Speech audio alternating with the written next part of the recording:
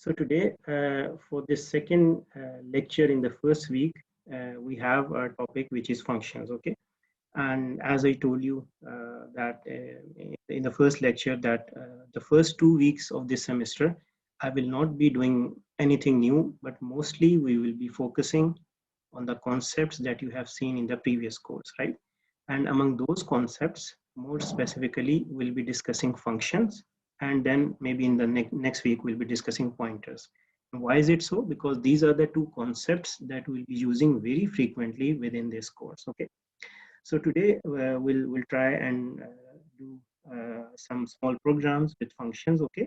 And I have instructed your lab instructor to make your first lab from functions, right? In the lab session as well, you will be doing the same problems which you will see in the lecture session, okay? So that both of the components of the course are synchronized. Okay, so functions, as we discussed yesterday, that what is a function? A function is basically a small piece of code that is doing one job. Okay, in yesterday's examples, we were making, I think, a calculator.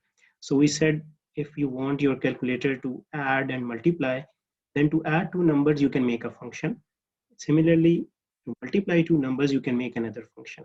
Now, what is the advantage of function? You see, advantage of functions, there are many, but the most evident advantage is code reuse. Suppose you have basically a small piece of code which is calculating your GPA, right? And you need to calculate GPA for 50 students.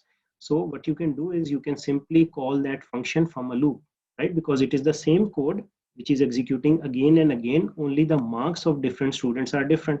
So it does not make sense that I copy the same code 50 times in my program. I will just write a function.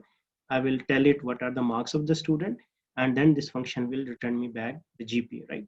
So to understand functions, there are uh, there are a few concepts that I'll first tell you, and then I will shift to the board and we'll discuss more in detail. Okay. So you must be knowing that whenever we define a function, okay, so as I told you that it will allow you a better organization of your program, and it will also allow you a reuse of your code. You can call the function, same function many times. Okay? Similarly, another concept which is related to functions is local variable. Now, you have been defining variables, right? For example, you need an integer, you say int x, you need a real number, you can say float, y, and so on, right? So if you have many functions, so if you define a variable within a function, that is called a local variable of that function, right? For example, if you have two functions, add and multiply. So in add, if you have xy, you can also have xy in the multiply function, because both of these functions are different. You can have same named variables in different functions, right? So whenever you define a function, whenever your program enters the function, those variables are created. And when the function terminates, those variables are destroyed. By destroyed, I means the memory that they are occupying, that is released. Okay, this point will become more clear when I explain you in detail. Okay, and sometimes we also need to tell the function some input. Okay, for example, if there's a function add, if I ask you as a student, if I ask you add two numbers, you cannot give me answer unless I tell you what are those two numbers, right? If I say add 2 and 3, then only then you can tell me it's 5. But if I just ask you add something, you cannot give me back the answer because you don't have sufficient input. Same is the case with function. In some functions, we don't need any input, right? But in majority of the functions, we pass some input to the function. The function will do the job and give you back the answer. And that input is actually called a parameter, right? If you remember yesterday, we had seen the circle example. So if we need to compute area of circle, we need to pass radius. So radius is actually input to that function, right? Okay, so in order to discuss these points in more detail, let me just open the board and then we discuss. Okay, so okay. So before writing any function, first we see what are the functions that you have already seen. So I think there are some functions which you make yourself, but some functions are already available. For example, I'm sure you all must be familiar with this function, square root. Okay, so this is a function which is already available in C++. Okay, so if you want to compute square root of a number, so instead of writing the code yourself, you simply call this function. Okay, for example, suppose you have some number, say I have a number, say x is 9. Okay, I'm not writing in syntax, so I'm not defining it, I'm just writing the mathematical. you can say expressions. Okay, so if I want square root of x, so instead of writing the code, I know that there's a file mat.h. If I include it in my program, I can simply call the functions which will do the job for me. Okay, so if I need square root of x, I will simply write the name of the function, square root, but then I need to tell the function I need square root of which variable. I need square root of x. So here you can type x or you can directly type 9. It's your choice, and it will give you back some answer, right? For example, we know that the square root of x, which is 9, is 3. So this function will give you answer, which is 3, and that answer goes into this variable, which is y. Okay, so if we visually see this, what is actually happening? Okay, so let me draw it visually. You can think of a function as a black box. Okay, suppose this is our function square root. So I am just drawing a box for it, and we give it a name sqrt. Okay, because it is computing square root, this is the name that has already been given. So most of the function, almost every function, it will have some input. Input can be 1, 2, 3, any, but for this we have one input. For example, if I give it one input x, it can be 9, 16, anything, and this function will give you one output. Okay, so in this case the output will be 3. If it is some other number, output would be different, right? So this is input of the function, this is output of the function, and this is name of the function, right? So these are the three things that that actually characterize a function. What is name of the function, what is input to that function, and what is the output of that function. Okay, so you see, if I convert this block diagram which I have shown you into a code, into a syntax, into C++ syntax, right? If we try and convert all of this information into a syntax, what do we get? Okay, so I'll try and write it into a syntax. So first you write the name of the function, which is sqrt. Okay, you see this is sqrt, I have written sqrt. Whatever is the input to the function, you write input to the function within parentheses. Okay, so here you will write input to the function. If there is one single input, you will write its data type. If there are multiple input, right, for example, 2 integers or 2 floats or 2 doubles, you can separate them by commas. Since this function has only one input, which is normally a real number, because we can compute square root of a integer as well as a real number. So input to this function is one real number. I call it double. Okay, and output would again be a real number. If you take square root of a number, it can be anything, right? It is not always an integer, so it would be something like this. Okay. So you see how we have defined, we have three things within that block diagram which I just showed you. So I have simply converted those three things which were name, input, and output into syntax. Now this is C++ syntax. Okay, what do we have here? This is name of the function, which is same as you saw here. Then this part is actually input to the function. Input means that we need to tell the function that I need square root of 9. Only then it can give you answer. If you don't tell, how it has no way of finding out that what do you want. Okay, so this input to the function, you put it within the parentheses. Okay, and if there are multiple inputs, which are not in this case but later on, then you can separate them by commas, right? But I will come back to that later. And the double you see here, this one, this is actually the output of the function. Okay, so you have three things in whatever I have written, and I terminated by a semicolon. But this thing which I have written, okay, if you remember from your previous course, this is called function prototype, or another name for this is function declaration. Now, summing up, if someone asks you what is function prototype, or someone asks you what is function declaration, you should tell them function declaration or function prototype has three components: name of the function, input of the function, output of the function, right? And you can see these are the three components which are available. Name is sqrt, input is a real number, output is a real number, right? So this is called function prototype or function declaration. Okay, this is one thing. Of course, there are many other concepts, but I'll gradually go to them. Okay, now come back to this square root function. You see, if you write this statement in your program, it will work. it will give you answer 3, provided you have included math.h in your program. But did you ever wonder how is it working? Means what is going on inside the box? What is the actual code which is computing the square root? Can you see that? Right? I think you can't. Okay, even if you try, you can't see that. And what is the reason? Because you see, who has written this function sqrt?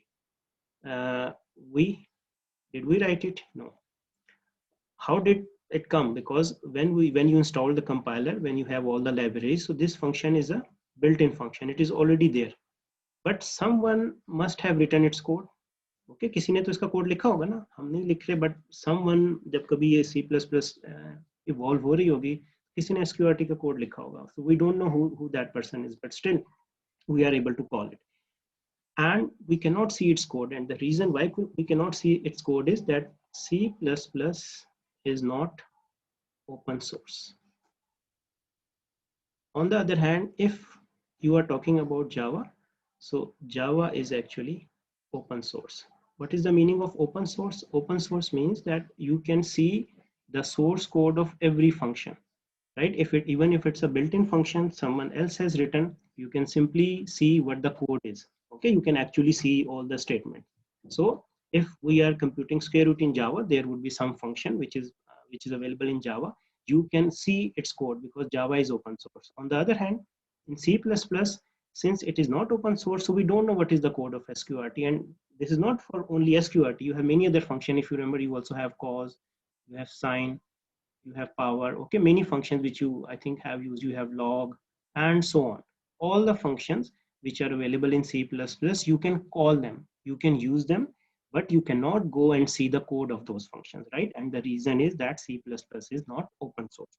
Okay, so with this discussion, it gives us an idea that if I summarize that, this also tells us that in order to call a function, do we need to see the code? Do we need to see the code? And of course, your answer should be no. Why? Because you already are doing it. You don't see the code of sqrt, but still you can call it. Okay, so how can you call it? Then what do we need to call a function? In order to call a function, you just need to know three things: name of the function, input of the function, and output of the function. And I just told you that what are these three things?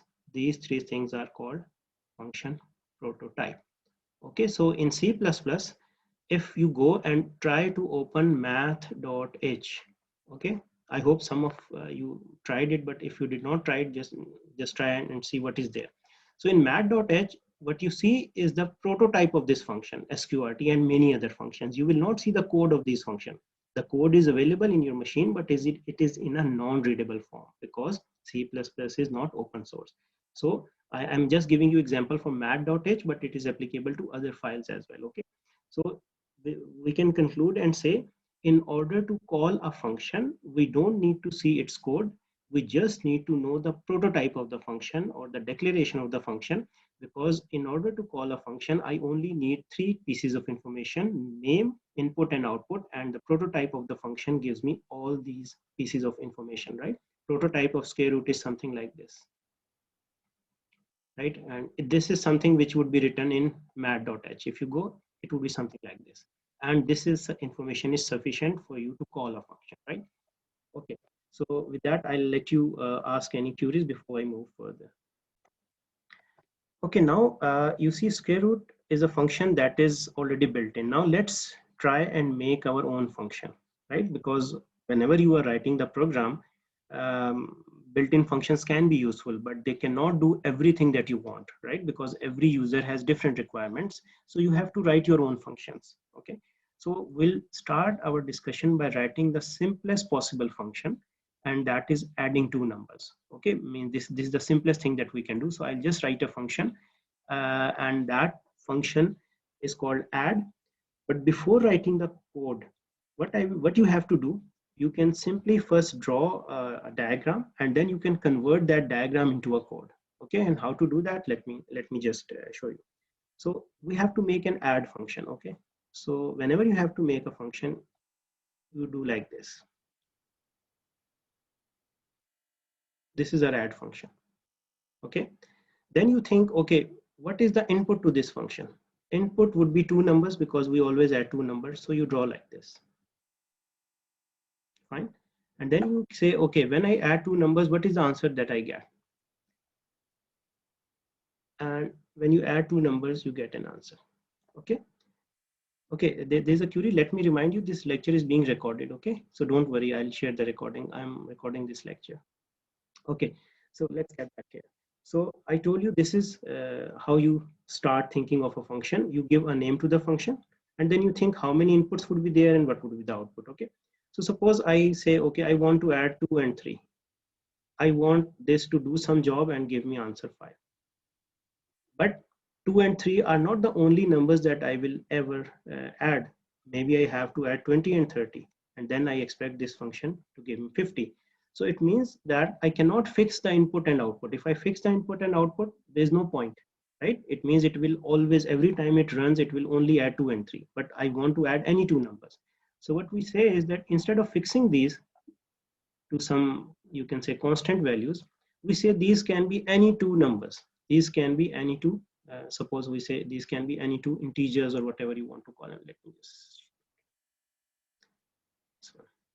okay, so I say I should be able to add any two numbers, so they are integers, and when you add two integers, the answer is also an integer. Okay, if you have real numbers like floating points or double, you can change integer by something else. So whenever you are making a function, the first thing you should do is always make a diagram like this. This way you will never make an error. Okay, this is very simple, no syntax, nothing. It's anyone can do that. Now once you are sure that, okay, you are convinced that this diagram is making sense, two integers input, this is your magic box which will do something and it will give you output. Okay, now you convert this diagram into C++ syntax, and that is fairly simple. How do you do that? You write name of the function as I told you. Okay, how many inputs it has? It has two inputs, both of them are integers, so I write integer. What is this? This is the input. Okay, and this is the output of the function. Where do we write output? Before the name of the function. So here I write integer. Okay, now you can correlate that actually what is happening is that the two integers, which is your input, this is your input, you have those two integers here. Okay, this was your output, you have this integer here as an output, and this was the name of the function, and this is the name of the function. So you see, if you make this diagram, no matter how complex the function is, you will never make an error while converting it into a syntax, because every function will follow the same process. Okay, so what we have done here is this thing. As I told you, we have written the prototype of this function, okay, which is telling us there is a function add, which will take two integers as an input and it will give you one integer as an output. Okay, now we have written the prototype. Okay, now let's try and use it in a program. Okay, but do remember that in the previous case, when I gave you an example of square root, the body of the square root or the functionality of the square root, it was already implemented by someone. Okay, so you don't need to write it. But add function has been created by you as a developer. So once you create a prototype of a function of your own, then you are responsible for writing the code of this function. Okay, because the program will not automatically know how to implement this function. It is your responsibility to write the code because you are creating this function.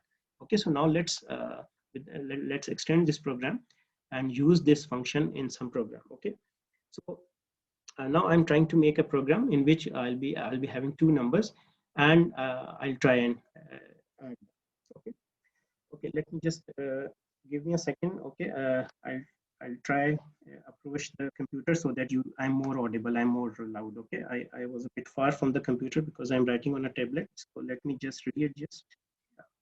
So I hope it would be better now. Okay, I'll be speaking more louder. Okay, so now you see, suppose you have this main. Okay, and in the main program, I have two integers, x, which is 2, and y, which is 5. Okay, and I also have a z, which I initialize to 0. My objective is that I want to add these two numbers and store the result in variable z. So if you are not using function, you can simply write like this. Okay, but this is something that we don't want. Okay, we don't want this. We want to actually do the same thing using a function. So we are not saying that you simply add them like this. Okay, we want to do it with a function. So the first thing you need to do, since we have a function which we'll use in this program, so first you write the prototype of that function. Okay, अभी थोड़ी देर पहले हमने इसकी prototype लिखी थी. I'm just adding it into the program. So you see, I'm writing the prototype before the main, and there's a reason for that, but I'll come back to that reason in a while. So this is the function prototype, which is telling your program that there is a function add. It will have two inputs. Both the inputs are integers, and it will have one output. Okay, and of course I already told you that will not be using this, so let's get rid of this. Okay, now I have to call this function. Okay, but before calling this function, I need to provide the body of this function, that how this function will work. Okay, so maybe my main ends here. Okay, so after the main, okay, I'm writing here, this is after the main. Now what you need to do, you need to write the code or write the functionality of this function. So after the main, what I'm doing, I'm just repeating the prototype. Okay, and it has two integers. I will write two integers. Okay, let me, and this time you will not put a semicolon here, but you will make a block like this. Okay, why not a semicolon? Because the semicolon you only put in the prototype. Now we are writing the body of the function. And what is the body of the function? It is the actual code which will implement this function, which will tell you how add works. Okay, so I'll come back to this later. Suppose something is written here. Okay, let's not discuss it for the time being. We come here and we say, okay, if I have to call this function, how will I call this function? And you already know that if you know the prototype, you can call this function. Okay, so if you call the function, the first thing you should do with your eyes closed, you don't need to think, you simply write the name of the function. Okay, if you have to call a student in the class, what you do? You take their name. Okay, so similarly, you want to call a function, you simply write the name of the function. Name of the function was add, I have written here.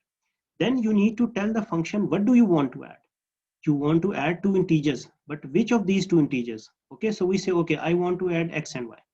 So this x is your first input, then you put a comma, and then this is your second input, and then this is your function call.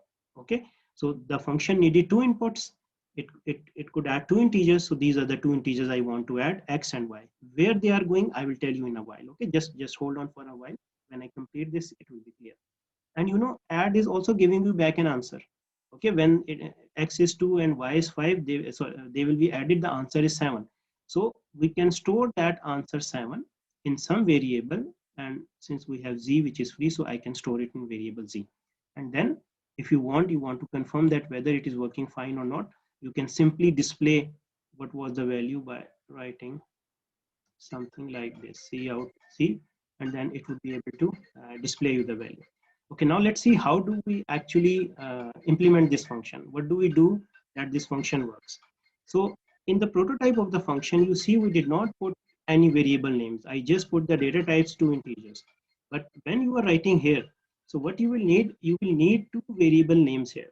Okay, so let me call them A and B. Okay, just give me a second. I just get rid of this phone. Okay, so here we have two variables. Now see carefully, this is very, very important. When you call this function, we know that the value of x is 2 and the value of y is 5. Okay, so what will actually happen is, let me change the color. We know that this was 5. Sorry, this was not 5.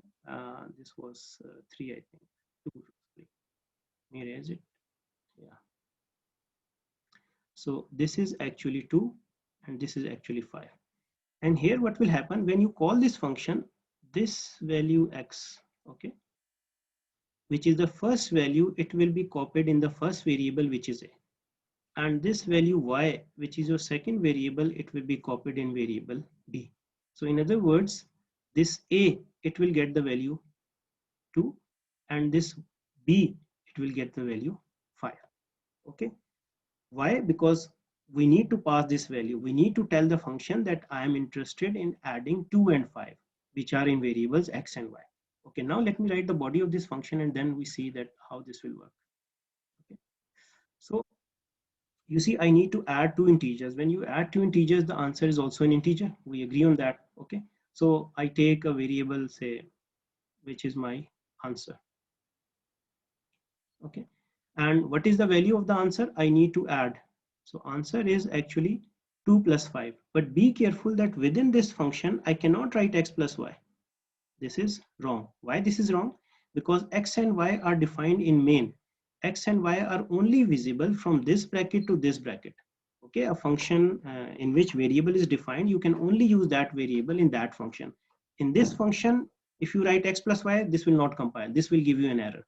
In this function, instead of x, you have a, and instead of y, you have b. So rather than using variables x and y, which is not allowed in this function, you will have to use variables which are a and b.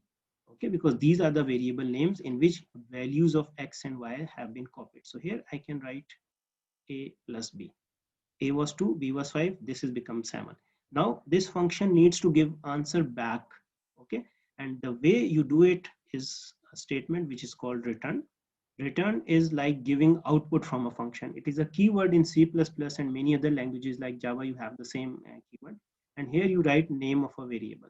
But be careful, you can only write one variable here. You cannot write multiple variables, right? Only one variable is allowed. So what is actually happening?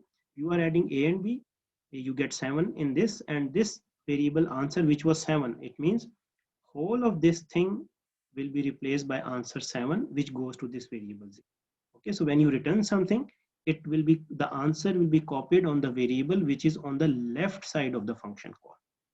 Okay, uh, give me 5 more minutes and then I take your queries. You see, this is how I told you that what you'll be writing in your editor.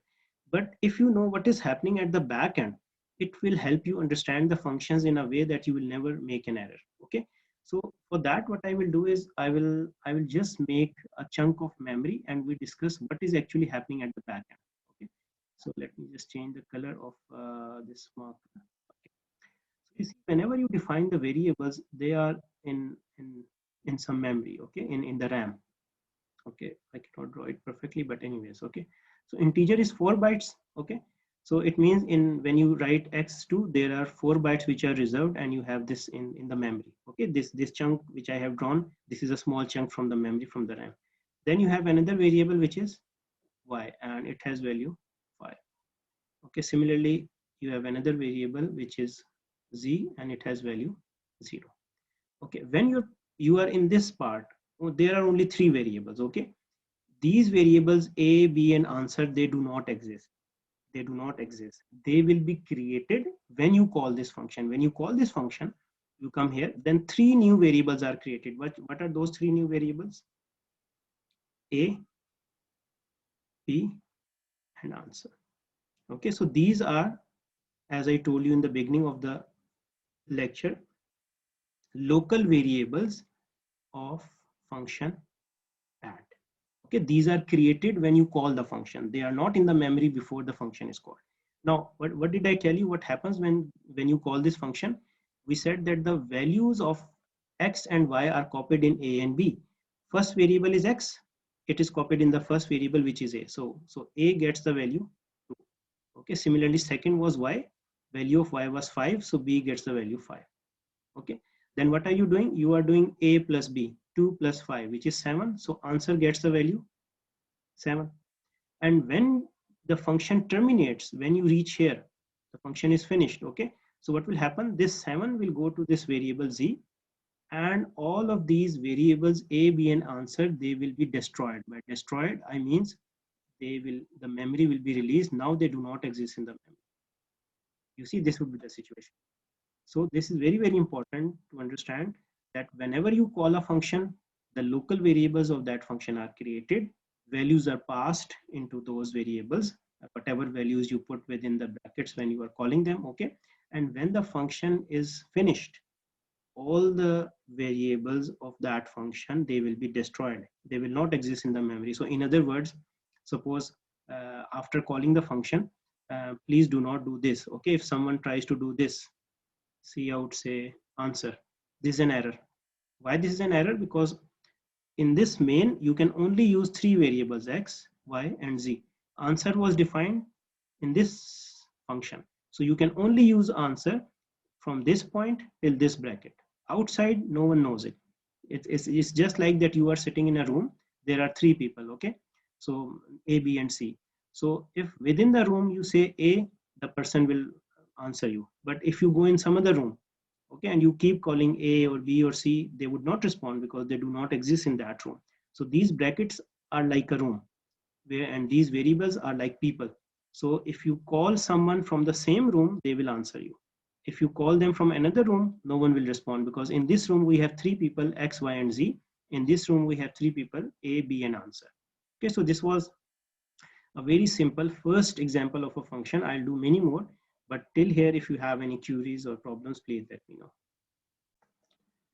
Okay, so in these last 10 minutes, I will quickly write the program in Visual Studio so that if you miss something, you can actually catch up with that. Okay, so as I told you, this is basically the first thing you will need to do is write the prototype of the function. Okay, so I have function to add two integers, right? So what I have written here, this is the prototype of the function as I told you, right? So see this part, this is actually your function prototype, right?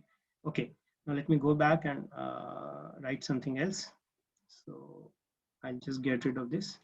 So we say I have one integer, say x, which is 2, integer y, which is 5, and integer z, which is 6.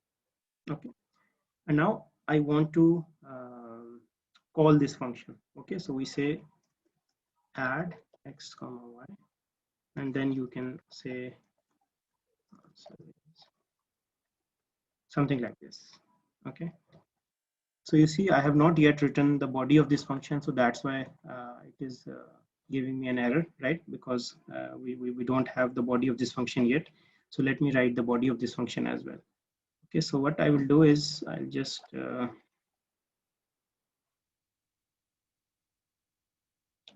this is where the main ends. So here I'll simply copy whatever we had written previously. Okay, but as I told you here, in this case, you also need to put names of the variables. So I am using two variables, a and b. Okay, and then what you can do, you can say this is my answer, and the last statement in this function would be this. Okay, and in between you just have to write proper statements which give some value to this answer, which is your output. Okay, so we know it is very easy in this case. Answer is a plus b. Okay, so now you can run this program and see the output. Okay, so I'll just get rid of a few things so that I can explain from here. Okay. Yeah, so it is the same program. I think now you can see the complete program on single screen. Okay, so as I told you that this is our function prototype. Okay, and then we also said this is your function call and this is your function definition. Okay, and whenever you are calling the function, what actually happens is that this variable x, it will be copied in this a, right? Similarly, this variable y, it will be copied into b. So x was 2, y was 5, a becomes 2, b becomes 5. Here you are adding them this answer. So when you say return answer, this answer will go to the variable which is on the left side of your function call, which is z. So now you can run this program and convince yourself that it is actually adding two numbers. Okay, so since our focus was on function, so I have just given it directly values, but of course when you will be writing a program, you can ask the user to enter these values. Okay, so that would be more useful for you.